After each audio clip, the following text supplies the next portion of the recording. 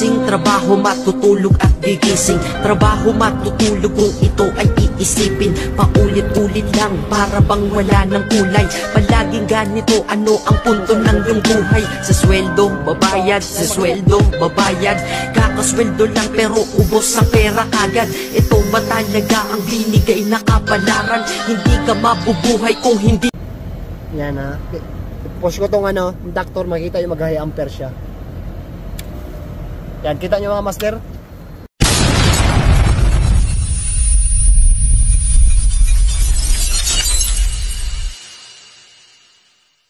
Mga master, meron na naman tayo ditong unit na kung makikita nyo, kaparehas lang siya ng design dun sa mga dating ginawa ko na yung about nag-stack up yung compressor.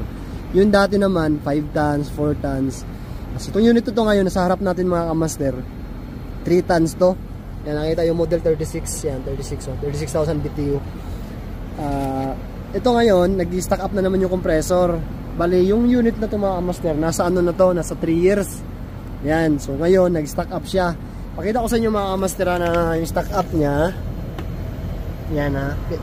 Push ko tong inductor, makita yung mag-high ampere siya. Yan, kita nyo mga master. So kita nyo, nasa siya, 72 ampere. Nag-high ampere siya kasi yung compressor stack up. So ang gagawin natin mga kamaster, gawin na naman natin tong, katulad dun dati yung napanood yung video ko na nilagyan natin ng mas mataas na microfarad, yung 3 kapasitor. Pero itong unit na to, hindi ko nagagamitan ng 3 siguro to kasi 3 tons lang siya.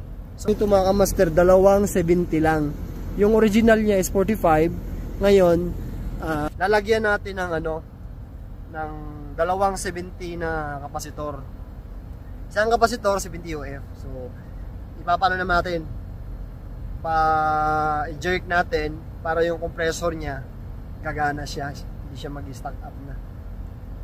Siguro matagal na naman dito nagamit yung unit na to kasi ewan ko, parang bakante pa kasi yung loob ng bahay nila eh. So sure ball to, matagal na hindi nagamit. Doon para sa mga kamaster natin na nagsasabing babalik din ulit. Kasi kung naalala nyo yung mga video ko last year pa na may ginawa din akong ganito, hanggang ngayon working good naman siya. Dire-diretso pa rin naman na andar. Kahit nung nakaraan, yung in-upload ko, hanggang ngayon goods pa rin siya, umandar pa rin. So ito ngayon, ito naman ang yan. Palitan na naman gamitan natin ng 70 microfarad, 2 pirasong kapasitor. Papaano natin, jerk lang natin. Madalian lang na pa-start lang natin yung mechanical na compressor. So makikita nyo ito mga master. Ulitin ko ha, ipopush ko ulit, makikita nyo mag-high ampere siya. Yan, kita nyo, nasa 72. Pag ganun kasi lagi mga kamaster, katulad nyan, pina-under kasi lang pina-under nila nito, pero yung compressor stack up siya. Pina-under ng pina-under, ang nangyayari kasi nyan, mag-o-open yung winding ng isang linya. Itong common, mag-o-open yan siya. So kanina pagdating namin dito, nung chinik ko tong wiring niya, ito kasi yun running sa common. Nung chinik ko mga master, nag-open yung winding, yung isang linya. Ngayon, dahil malamig na naman yung compressor niya, lumamig na, so bumalik na ulit, may continuity na ulit siya. Okay? Kaya pag pinush natin to, mag-high ampere siya. Kasi kanina, nung nag-open winding siya, pag i-push mo yan, wala kang makuhang reading na amperahe. Kasi open yung linya dito, dun sa common. So ngayon, bumalik na, meron na siya. Kaya pag pinush natin, nag-high ampere siya kasi nga stack up yung compressor. So gamitan na natin ng kapasitor.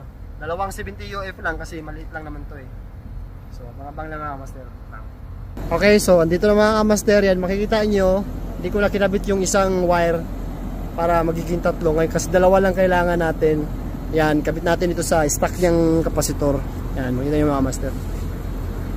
So ito, pandarin natin. Makikita nyo ito mga master pag pinush ko. Andar na yan, ito lang. Okay, ito na mga master, ipopush na natin yung contactor. Makikita nyo, andar tong compressor ngayon. Yan, kita nyo mga master, mandar yung compressor, nasa 5 ampere lang. Pagkatapos yan mga master, bunutin agad natin yung tong kapasitor. Pabunutin natin kung mix, abot mo. Hindi, yaman na. Okay, so yan mga master.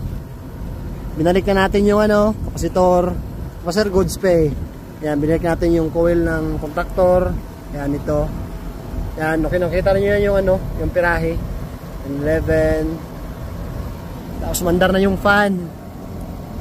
So, goods ito mga master, ganun lang. Basta mga ganitong modelo nga master. Pag may ma-encounter kayo, yung compressor niya, yung brand na LG, tapos nag-stack up, kaya nyo pang gawin ng ganito lang gawin nyo. Yan, gumana na siya Pag kinapawan yung lamig na yung suction niya malamig na rin. So, yun lang. Yung iba dyan, master pwede nyo lagyan ng lagyan ng switch. Kasi ito, di ba, ito yung nilagay ko dito sa kapasitor niya. Yan, pwede nyo lagyan ng switch to para lalo na pagka sabihin nyo na takot kayo baka makuryente or pwede nyo lagyan ng switch to para pagka andar, off nyo agad, so bago nyo bunutin to. So yun lang mga master. So nakadali na naman tayo ng ganitong problema, stack up. Kasi pinapuntahan na dito ng ibang technician pumunta dito, ibang company, sa lang siguro naghahanap ng mura yung customer. Kaso hindi na napaandar yung compressor kasi nga stock up, kala nila kailangan ng palitan. So yun lang, yan ginagamitan na natin ng kapasitor. Bali kasi maliit lang siya, 3 tons lang. Ginamit ko lang dalawang 70 UF lang. So yun lang mga sir, tayo po watching, ingat lagi.